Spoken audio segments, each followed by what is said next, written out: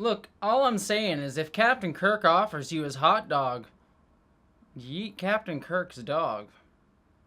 Dear Lord, that was the worst. That was the worst intro I've ever done in my life.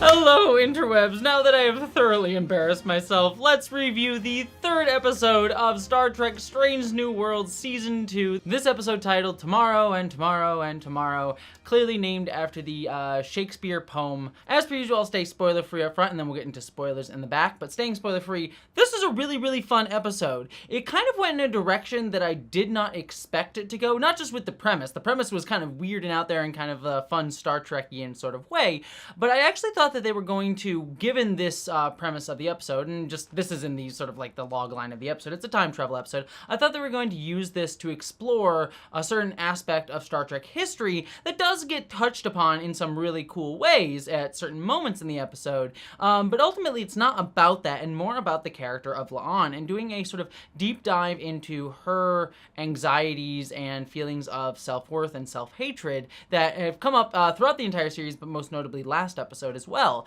And so it's an interesting follow-up on that thread with her, and it takes a kind of like weird route to get there in a way that I was a little bit trepidatious about throughout most of the episode, but finally seeing where the episode was going by the end sort of recast the light of the entire rest of it in a way that made it really work for me. So I feel like the best way I can describe this is like this whole episode, I'm like, where is this going? Am I gonna appreciate this, or is this just kind of like meandering around? And ultimately, finally seeing where it's going to go, I ended up liking it. Outside of one particular moment that I'll have to talk about in spoilers, where I was sort of like, I think this could have been done a little bit better. But overall, I really liked it. The second thing about this episode, and this might be considered a little bit of a spoiler, but I feel like it's in the trailer for it anyways, but Paul Wesley's Kirk is in this episode. He appeared last season in the finale as Kirk, and now he's back here. And I won't say too much about what type of Kirk he's playing or where Kirk is in this timeline that we're discussing here, but he does another really great job. I think a lot of people's criticism of Paul Wesley's Kirk in the finale last season was that they couldn't really see William Shatner's Kirk in the character, and I totally get that still here. He definitely is sort of riding the middle between like a William Shatner and a Chris Pine Kirk, and kind of the middle in a way that's not entirely clear, and that sort of continued here. But the more time that I got to spend with him this episode and got to see what he was doing with the character, the more I kind of fell into that groove of what he was doing, that sort of like, again, the middle ground between Pine and Shatner, that I think kind of fits a younger, more swaggery Kirk that we get here. So I can see some people being put off by his performance who are like really looking for like a imitation of William Shatner. But I think it ultimately, once I got into the groove of it, he really works and actually has some really wonderful moments throughout this episode that makes me excited to see more of him. Hopefully later on this season, we'll see. So yeah, I really enjoyed this episode. It was one that, it took me a little bit of time to invest into, but once I started seeing what the whole picture of it was, I really enjoyed it. And I have a feeling that rewatching this episode will ultimately make me like it even more. This is an episode that I think repeat viewings will do good for it rather than harm to it. So yeah, I think this is a really strong one. Hey everybody, quick cut into this review that I recorded a few weeks ago because there's just a couple quick little things that I want to mention that have been going on since I recorded this review. First things first, apologies for this murder background that I have going on here. I'm in the midst of moving to a new apartment, so everything's a mess. I don't know why the William Shatner Michael Myers mask is the only thing that I have unpacked at the moment. Don't read into it. I swear I'm not a murderer. I swear. But more importantly, I just wanted to mention the situation going on with Star Trek Prodigy and Paramount Plus. For those of you who don't know what it is, Star Trek Prodigy is an animated Nickelodeon Star Trek series that I reviewed on this channel that I think is not only fantastic, but one of the best modern Star Trek shows going on right now, and I highly recommend all of you check it out. The problem with that, though, is that Paramount recently decided to not only stop the release of Season 2 of Star Trek Prodigy, which it had previously ordered and said that it was going to release within the next few months later this year, but also remove Star Trek Prodigy entirely from Paramount Paramount Plus, which is absolutely kind of gross and vile because it is part of this ongoing trend of streaming services removing shows from their services, even shows that just recently released, such as Willow over on Disney Plus or Star Trek Prodigy, in order to do them as a tax write-off or to sell them or to do one of a myriad other different things. But ultimately what it amounts to is these shows that many people worked on are absolutely fantastic and people deserve to see, not being easily accessible for anyone who wishes to watch them legally. This is even more egregious in the case of Star Trek Prodigy, considering that episodes 11 through 20 of its season 1 aren't even out on physical release. This reminds me of the shows like Infinity Train, which its seasons 3 and 4 on HBO Max were removed, and those don't have physical releases either. And it's a fantastic series that you should watch, and it's really upsetting that you don't have easy access to those seasons. This is an absolutely gross practice, and it needs to stop. Overall, it's just companies trying to, save money, save little ounces of cash, and what it means is removing our access to art, removing artists from being able to showcase their art. And this is an ongoing, much larger issue in Hollywood right now, with studios trying to penny pinch every cent that they can, and we see this being a central issue in the currently ongoing WGA writer's strike, because part of what the writers are asking for is better residuals from streaming shows, and potentially one of the reasons that a lot of these shows are being removed from these services is so that studios don't have to pay residuals to the writers by whenever people watch the series on their streaming site. On top of that, we also see penny pinching from studios with things like them wanting to bring in AI to write scripts, which is something the WGA is also fighting for. So this is just a larger ongoing trend of studios trying to remove access to good art made with humanity and caring and replace it with soulless, vapid products that don't even have any humans behind it, so that they don't have to pay people to make art, which is what art is all about: human connection and expression. So I just wanted to mention this situation because I think it's absolutely gross. If you can be vocal on Twitter about hashtag Save Star Trek Prodigy, sign a petition that I'll have linked below to let people know that you want to help Star Trek Prodigy. But it's also not just a Star Trek Prodigy problem. This is an ongoing issue, and I wish to put it here within my review of Strange New Worlds to help get the word out, because this is an absolutely gross practice that I'll probably be discussing at greater length in another video somewhere down the line. But I wanted to at least mention it, considering that it's pressing and pertinent, and we need as Trekkies to be vocal, because Trekkies have been known in the past to scare studios and make our displeasure known, especially considering that now there are 10 episodes of a Star Trek show that you really can't get easily, and the other 10 episodes that have been released on physical media are also still kind of difficult to get. And there's going to be 20 episodes of a Star Trek show, season 2 of Prodigy, that we won't be able to get at all, potentially, if it doesn't get sold to another streaming service or another distributor, but will be completed, as the producers have said it will be. So just wanted to mention all of that, sending my love, and enjoy the rest of my review of Strange New Worlds, and my love to all the creative folks who have worked on Strange New Worlds, and less so towards the studio who funds it.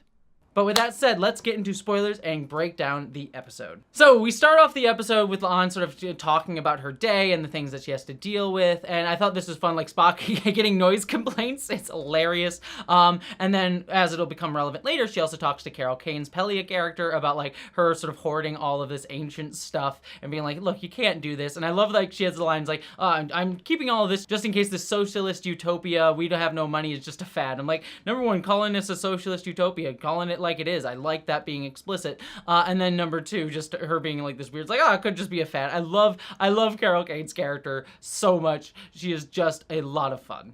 We also get a quick little scene with La'an sparring with Mbenga. This is a nice little scene just to show La'an's headspace. Now she's just like, I don't want to think about stuff. I'm trying to push everything out. She's not staying in her head. She's not sitting there and not thinking about stuff and wrestling with it. So that leads us to our next beat, where we have this time traveler come out of nowhere and give this time travel device to La'an, saying she needs to go back and fix the timeline, which she has no idea what that means. Now, I was very confused by this, and it'll come back up a little bit later on the episode, but I don't think it's fully resolved, but I'll sort of save this for more discussion later on when we get more information.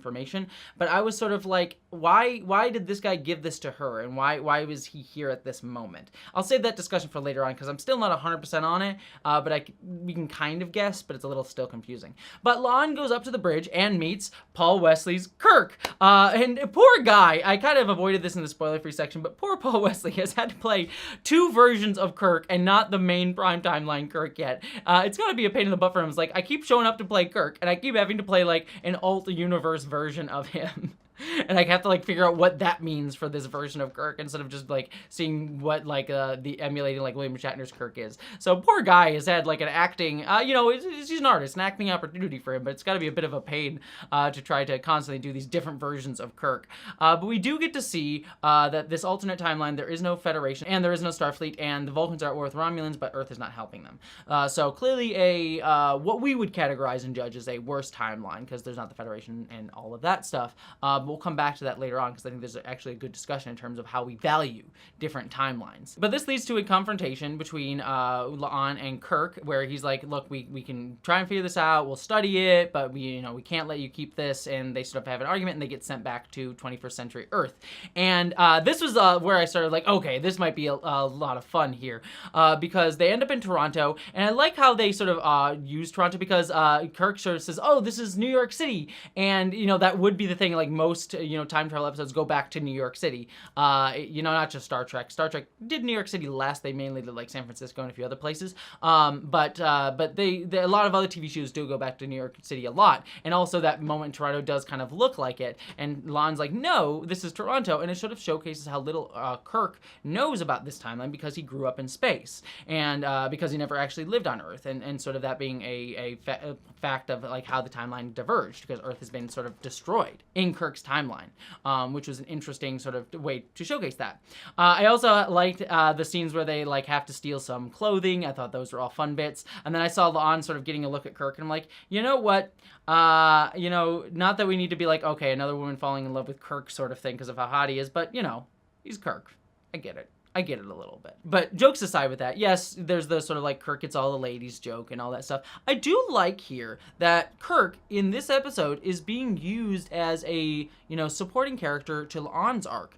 Kirk, in pretty much all of his appearances across every single series and movie, including the Kelvin timeline movies, Kirk has always been the protagonist. He's always been the one that's like leading the story. And so it's kind of fun and interesting to see Kirk be used as a supporting character in not only someone else's story, but a woman's story, and her having attraction for him, but it being about enabling her emotional catharsis and discussion that's going on with her, rather than it's like, oh, Kirk's gonna get the lady. It's sort of a nice way to like still keep Kirk's like sort of like getting all the ladies consistent with his character, but not in a way that delegitimizes La'an or places her as secondary to someone who has been the like mainstay of the franchise for so long. I really like that balance, and that continues on with me liking Kirk's characterization, where they do get the hot dog scene, and I made the joke about that, which I'm sorry about that. But I do like that Kirk gets the money by playing chess, and I like this a lot because one of the things that people leveled against the Kelvin timeline Kirk character was that he was always framed as a little bit more of an idiot compared to Kirk in the main timeline, who was shown to be very studious and actually very thoughtful. Like, I think Gary Mitchell in the pilot episode said that he was always had his nose in a book in the academy. And I remember you back at the academy. A stack of books with legs. The first thing I ever heard from an upperclassman was, watch out for Lieutenant Kirk. In his class, you either think or sink. So getting to show that this Kirk gets the ladies, but he's not like a horn dog. He's just an attractive dude who, can get it. But he's also not dumb. He's not like just that. He can play chess and is a smart guy. And so I think they nailed on the writing level Kirk's character in the prime timeline that I thought was really wonderful. I'll have you checkmated your next move. Have I ever mentioned you play a very irritating game of chess, Mr. Spock? Irritating. Ah, yes. One of your Earth emotions.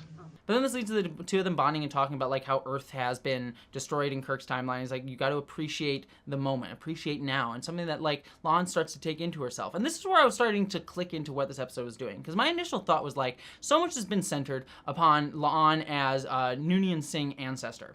And so I thought this episode was going to be very much about exploring the eugenics wars for once, and like being like, oh, she's going to have to confront the eugenics wars. And while there is elements of that come in later on, this is less about that and more about La'an getting to exist in a time free from having to deal with like her own prejudice or anyone knowing who she is, her own prejudice towards herself, and the prejudice of society against her because they know who Noonien Singh is. And this Kirk, who doesn't know who Noonien Singh is, can represent that to her. And I think that that was such a unique take on the episode that took me a minute to realize that's what they're doing, because I had other expectations for this episode about it being about the eugenics wars, that for it to go this direction kind of threw me for a bit.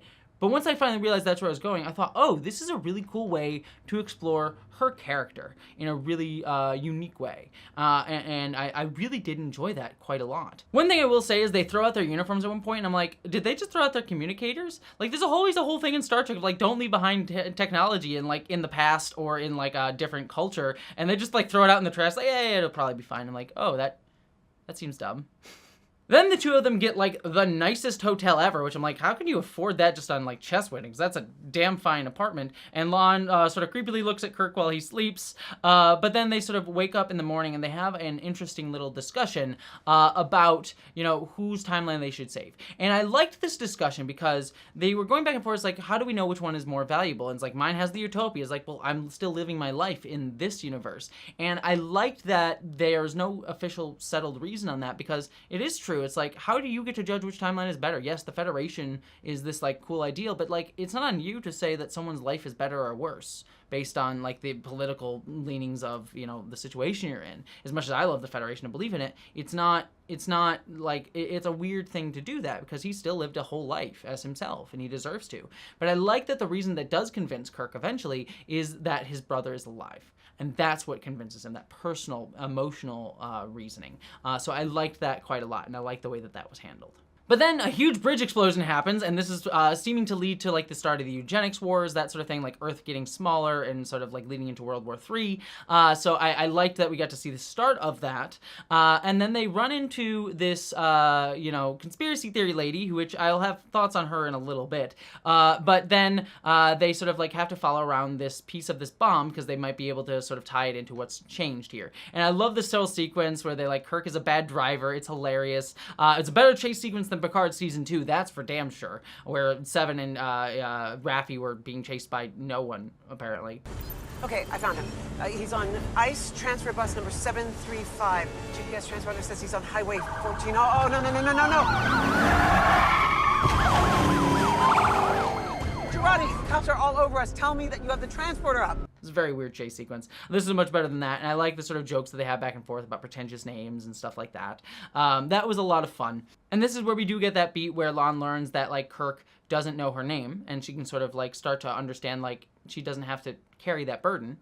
And so then we get the conspiracy theory lady saving them from the police. And I have to call bullshit on this, because there's no way the police would let them go. Even with Kirk, you know, being a cisgender white dude, and the police being less likely to, you know, more likely to let him off the hook than other people of more marginalized status, probably. But still, I call bullshit. There's no way that they would let Kirk off the hook for that. I call absolute nonsense on that.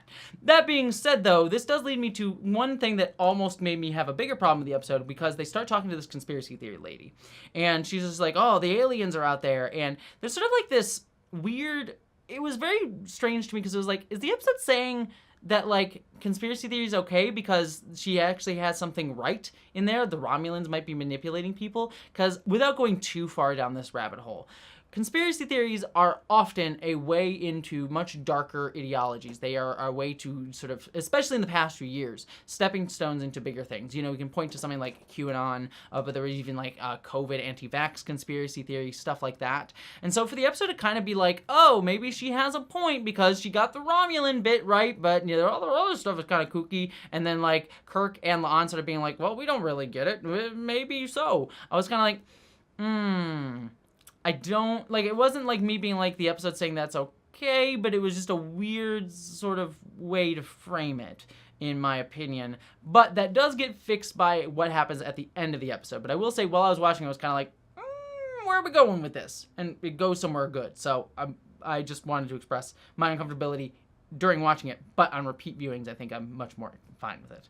But then this does lead them to figure out that they need to find an engineer because they realize that Romulans may be trying to blow up this cold fusion reactor that is just under Toronto that got made. And so she decides to go to Pelia, which is great to see Pelia. And I liked that they utilized the fact that Pelia has been on Earth for such a long time. You know, I postulated during the premiere episode of the season that they might go and see Guinan at some point, and I think this would have been a fun moment to bring back the Guinan actor back from Star Trek Picard Season 2. Unfortunately, not the case, and I would have loved to see like Pelia and Guinan have moments together, but we'll see if that ends up happening. Still, it doesn't mean that can't.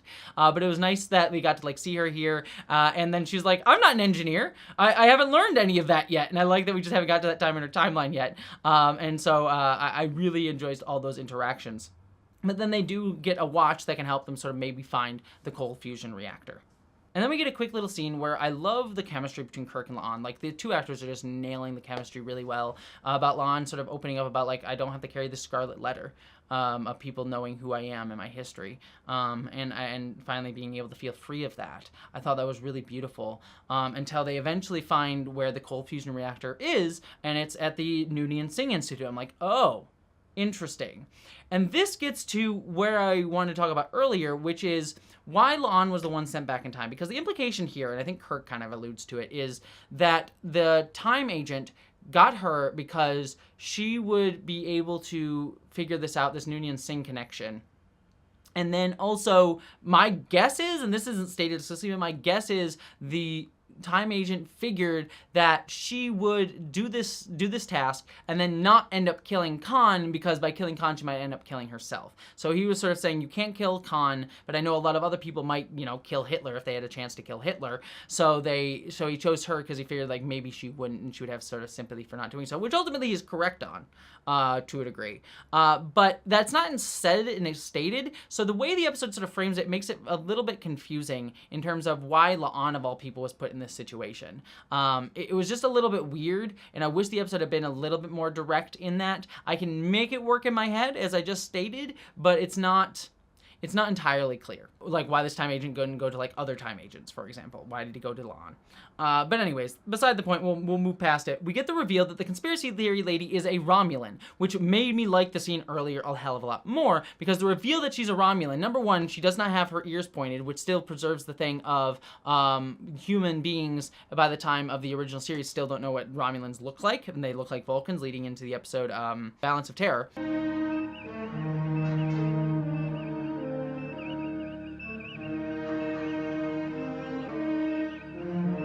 So it still preserves that sort of piece of canon. But I like that she's the one that is making the conspiracy theories, because ultimately, if you look into a lot of what conspiracy theories do, like QAnon probably being the most obvious version, but other versions as well, is conspiracy theories are often generated and created, at least in terms of how they're ultimately used for political ends, by people who stoke them in order to gain a group of followers who sort of fall into their infosphere and that they can use and wield for darker, more political ends. So for a Romulan who's trying to manipulate the past, to be the one generating conspiracy theories and sharing them with people in order to manipulate people for her own agenda, that tracks. So the episode having it be the Romulan doing that made it work for me, because I was a bit nervous about where the episode was saying about conspiracy theories and the people who fall into them, because I have every sympathy for people who fall into conspiracy theories, not necessarily their actions, but I understand how people fall into those spaces and how difficult it is for everyone who loves them to see them. You know, something we talked about with QAnon and stuff like that. I've had family members myself who not necessarily fell into QAnon, but fell into other things. So I know that feeling and how hard it is to deal with.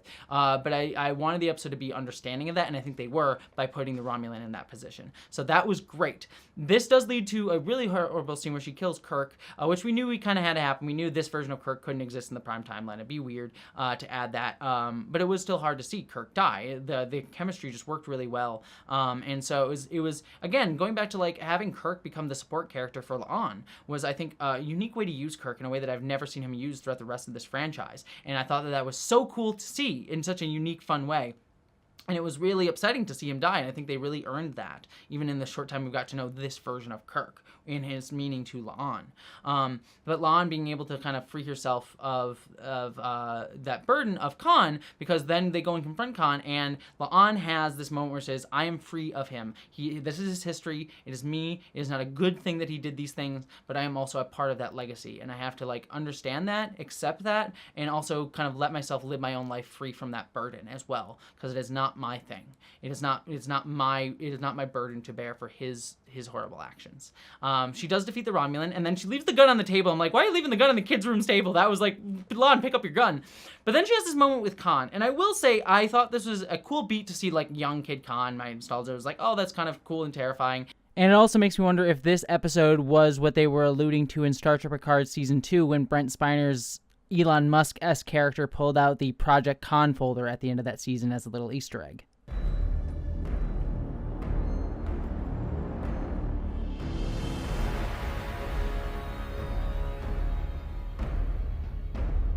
And it leads to this question of, like, would you kill Hitler if you could kill Hitler? And it's one of those, like, difficult questions that I think there's, there's ethical questions either way. I think, you could stop someone who commits such a terrible moment in human history. You probably should, but it also is a kid, And so I understand that either way. The one thing I wish that this scene had done a little bit better for me was La'an sort of ends being like telling him, like, you're right where you need to be, which is just a weird sentence to end on for this emotional catharsis, which is like, oh yeah, future genocider, you're where you need to be. You need to commit that genocide. It was just a weird line to end on, and I would have much rather like a different line where you'd have to fudge the scene. Like I'd have to like sit there and think about exactly what it'd be, but it would have to be something that's like, oh, I'm, like she says, I'm free of you. It's like, I don't have to carry your burden anymore. Just something that a little bit more that was like drawing to the line, drawing to the emotional catharsis that she was having. Because otherwise the line of like, oh, you're right where you need to be was just a weird, it was just a weird beat to end on for me for that scene. The emotional catharsis read for the character, it was just that line just was kind of strange to me, to be frank. Oh, one other thing, too, I forgot to mention during all of this, because I'm kind of going through it quickly, is, number one, we get a reference of the Temporal Wars, which, as an Enterprise fan, love that stuff. Secondly, when La'an is being taken down the hallway by the Romulan lady, there's, like, a sign that says, Genetics Laboratory and, like, Reactor. And I'm like, where's there that sign? What base is this that has genetics this way, reactor this way? It was just a weird sort of sign to see. I thought that was hilarious. But then eventually, La'an does go back to the Prime timeline, and she sort of like is like resolves her issues, and she meets with the Temporal Agent, and we get to see the Department of Temporal Investigations. I'm sure the people at the Department of Temporal Investigations are upset that Kirk is yet again involved in another time travel incident. His ship. James T. Kirk. The one and only. 17 separate temporal violations, the biggest file on record. Man was a menace. Man just keeps getting involved in time travel incidents, probably some that we don't even know about. So that was kind of fun to see that. Hey, Jessie from the future again here. One thing I wanted to mention that I was thinking about having rewatched this episode was that this depiction of the Department of Temporal Investigations actually showcases a slight shift from how they've been depicted in the past. The only time we've seen the Department of Temporal Investigations within Star Trek canon before was in the episode Trials and Tribulations in Deep Space Nine, where they were seen more as a bureaucratic organization that hated dealing with time travel at all. But the time that we saw time agents within Star Trek canon was technically not part of the Department of Temporal Investigations, but in Star Trek Enterprise, where we saw crewman Daniels, who was working as part of some time agents in the far future, and we also saw the time cops in Star Trek Voyager. But I don't think either crewman Daniels or the time cops in Voyager were ever expressly mentioned to be part of the Department of Temporal Investigations. So what I like about this depiction of the temporal agents here in this episode is it kind of creates a bridge between where we saw the bureaucrats in Deep Space Nine to what we saw in Star Trek Enterprise and Star Trek Voyager. So this is a sort of interesting sort of middle ground that I can kind of headcanon as like the in-between place between the organization we saw in those shows and what we saw in Deep Space Nine in the 24th century. So just a cool little note of like a little canon connective tissue we can see going on here in this episode. And also this temporal agent is kind of a dick. She's like, not my fault that you got caught up in this, and yeah, don't tell anybody about it. I know you experienced trauma, but you hold that inside. You speak to no one on that. I'm like, screw you, temporal agent. What a dick. So yeah, she's a jerk. And it leads to this really wonderful moment with La'an, where she calls Kirk in the Prime timeline, and the acting on her part was so good because she just nails this, like, trying to keep it together, trying to keep her professional while seeing someone that, she saw die and also doesn't know her anymore, and is technically kind of a different person. So, like, that scene was beautiful and just such a heartbreaking ending to the episode because you know that La'an is free of some things because of this journey. She is free from carrying the burden of her past, but now she's got new traumas and something that she has to also still bury inside of her. So despite herself freeing of herself of this one part of her life, she now has another burden to carry. and that is if equally, if not more, burdensome emotionally for her at this time in her life. So it was a very melancholic ending, and ultimately one I really liked. So yeah, this is a very strong episode for me, but it was one that took me a while to get into because of a couple things. I'm like, and while I have a few still reservations here and there, some nitpicks and stuff like that, overall, I thought this was an episode that zigged when I thought it was going to zag, and I kind of really appreciate it for it. It was a very different take on what I would have done, but this way also works really well for me. So I love this episode, and I'm curious to see how I'm going to feel about it on a second watch, but I'd love to hear all your thoughts down in the comments below. Beyond all of that, thank you, my friends. I hope you're all taking care of yourselves, and as always, live long and prosper.